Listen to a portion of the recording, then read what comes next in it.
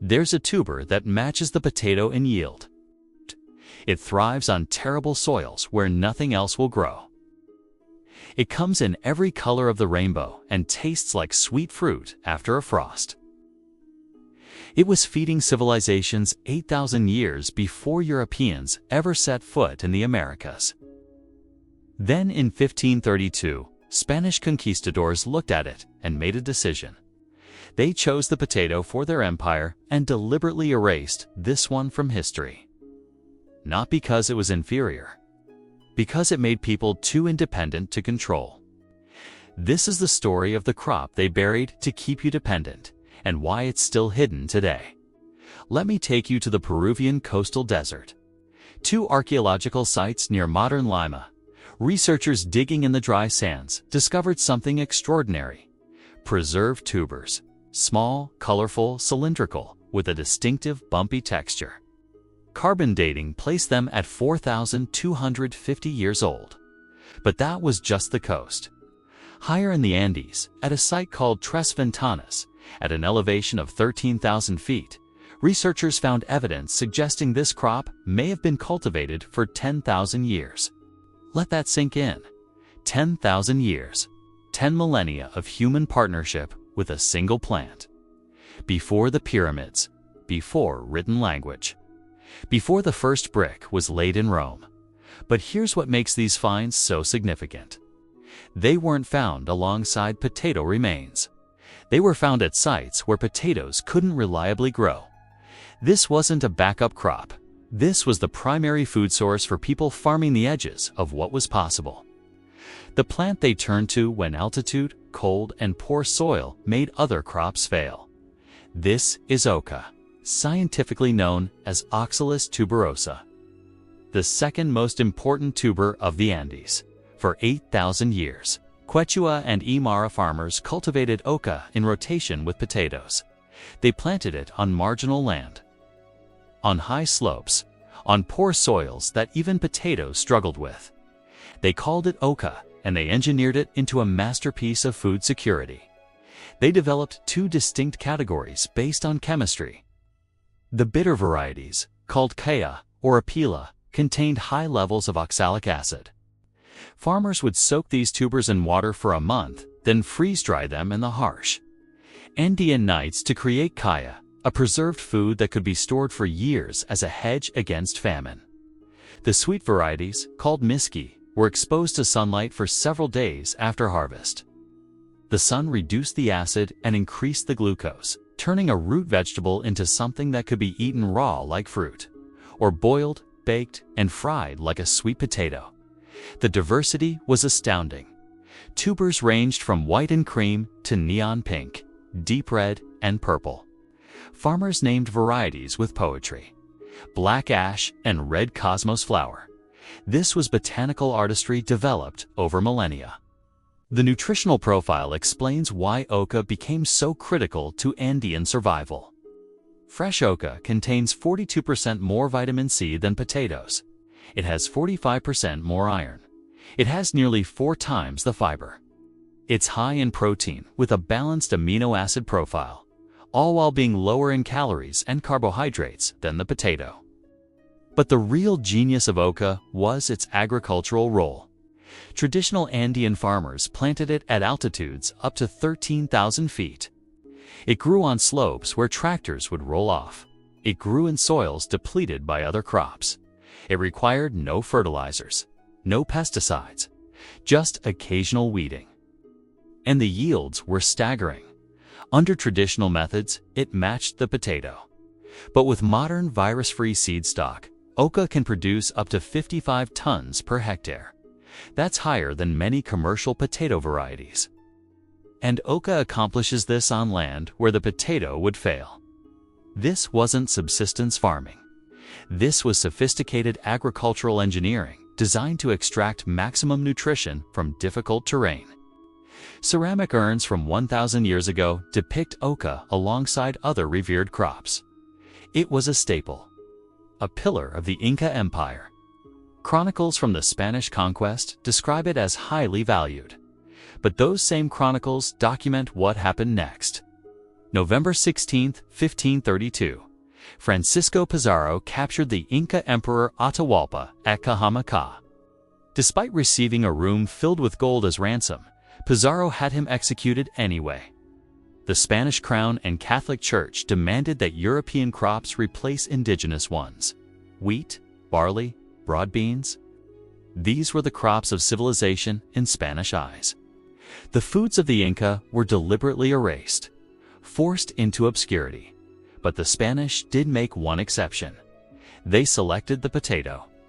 Why the potato and not oca? The answer reveals everything about the logic of colonial control. Potatoes were convenient food for slaves working in the silver mines of Potosi. Potatoes fit the European agricultural model of large monoculture fields.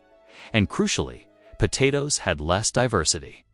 The Spanish could standardize potato cultivation more easily than the hundreds of localized oca varieties. Oca represented something dangerous to colonial power.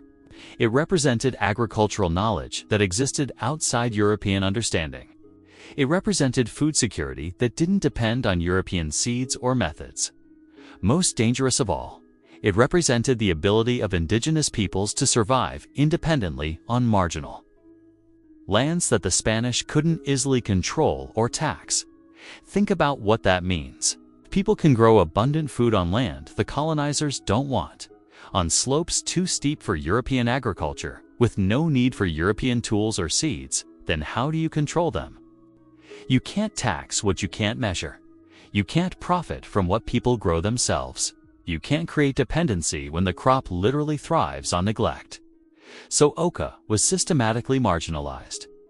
It was stigmatized as poor man's tuber, associated with backwardness and poverty. This stigma persisted for nearly 5 centuries.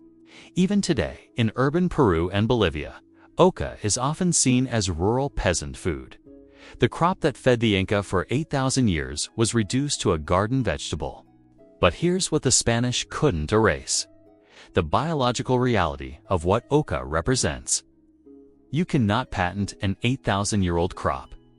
You cannot force farmers to buy new oca seeds every year because oca propagates vegetatively from tubers. Any farmer who grows oca can save their own planting material forever. You cannot require expensive fertilizers because oca thrives on poor soils that have been depleted by other crops. You cannot create dependency because oca is adapted to harsh conditions where corporate agriculture struggles. Oca represents agricultural sovereignty in its purest form. That has always been the threat. It's not that oca is inferior to potatoes.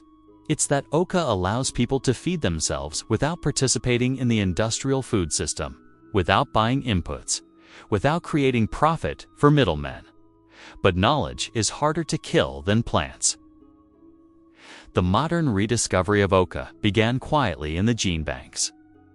The International Potato Center in Peru now maintains more than 800 varieties, preserved as insurance against loss. Researchers like Dr. Eve M. Schwiller spent decades using DNA sequencing to trace oca back to its wild ancestors. Proving its complexity and ancient lineage, M. Schwiller found that what farmers call a single variety is often a mix of multiple genotypes growing together. That complexity is exactly what makes oca impossible to commodify. You cannot patent a crop with this much farmer-maintained diversity. You cannot standardize something that has been locally adapted for 10,000 years. You cannot control something that succeeds precisely because of its diversity. But the most successful modern adoption of oca happened far from the Andes. In 1860, oca was introduced to New Zealand, likely on whaling ships. New Zealanders recognized what the Spanish had deliberately ignored: that oca was hardy, that it was nutritious, that it tasted good.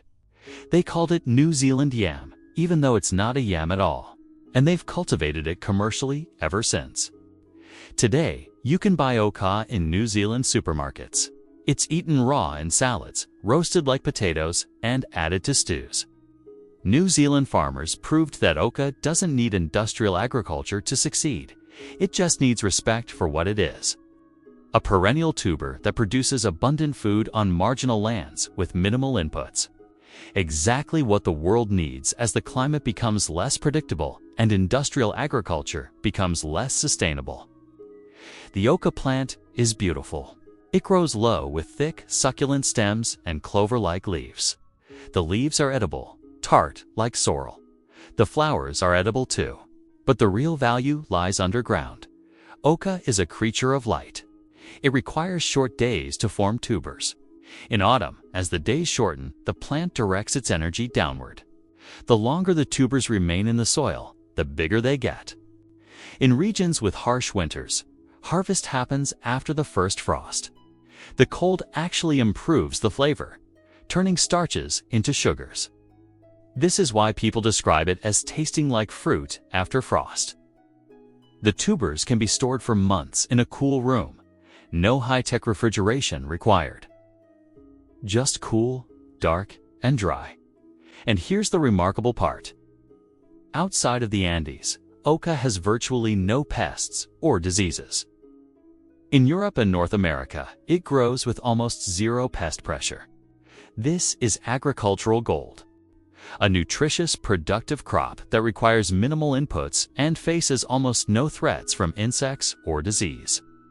Let me repeat that because it's so important. A crop that grows on terrible soil, produces abundantly, has more nutrition than potatoes, tastes good, stores well, and has no significant pests or diseases. Yet it remains virtually unknown outside of the Andes and New Zealand. Why? Because oca represents a type of agriculture that cannot be controlled. It cannot be patented. It cannot be sold annually as seed. It cannot require purchased inputs. It cannot be standardized into uniform products that fit industrial supply chains. Oca is agricultural sovereignty in physical form, and that is exactly why it was suppressed. Not because it was inferior, but because it was too good at what it did. Too independent, too self-sufficient, too dangerous, two systems built on creating dependency. The erasure of oca follows a pattern we've seen throughout history. When the Spanish conquered the Americas, they didn't just take gold. They systematically replaced indigenous food systems with European ones. Amaranth was banned because it was used in religious ceremonies the church wanted to eliminate. Quinoa was marginalized for similar reasons. Countless native crops were replaced with wheat and barley. But the potato was allowed to survive and spread because it fit colonial needs. It could feed workers in mines. It could be grown in controlled fields, could be taxed and monitored. Oca couldn't be controlled the same way. It grew on slopes the Spanish couldn't use for anything else. It required no inputs they could sell. It allowed indigenous communities to remain self-sufficient on land the colonizers didn't want. That made it dangerous, so it was buried. Not destroyed completely, because that's impossible with a crop that propagates from tubers. But buried socially, stigmatized, turned into poor people's food so that anyone with ambition would reject it. Today, we face converging crises. Climate change is making weather unpredictable. Industrial agriculture is depleting soils and polluting water. Fertilizer prices are volatile and dependent on fossil fuels. We need crops that can produce food on marginal lands without expensive inputs. We need crops that are nutritious and resilient. We need crops that don't require farmers to buy new seeds every year or purchase fertilizer packages. Oca checks every single box. It's been doing this for 10,000 years. The Andean farmers who developed it understood something we've forgotten. That true food security comes from diversity, adaptation, and working with what the land can naturally provide. Not from forcing the land to produce uniform crops through constant inputs of water, fertilizer, and pesticides. The knowledge lives in the soil, in tubers passed from farmer to farmer, in the strategic planting on marginal lands that maximizes food production across difficult terrain. This knowledge isn't lost. It's waiting for us to remember. Waiting for us to see past 5 centuries of colonial stigma and recognize what oca really is. Not a poor person's crop, a survival crop. Not backward, sophisticated, not inferior to potatoes, superior in many ways that actually matter for long-term food security. The Spanish chose the potato because it fit their system of control. They buried oca because it didn't. 500 years later, we're still living with the consequences of that choice.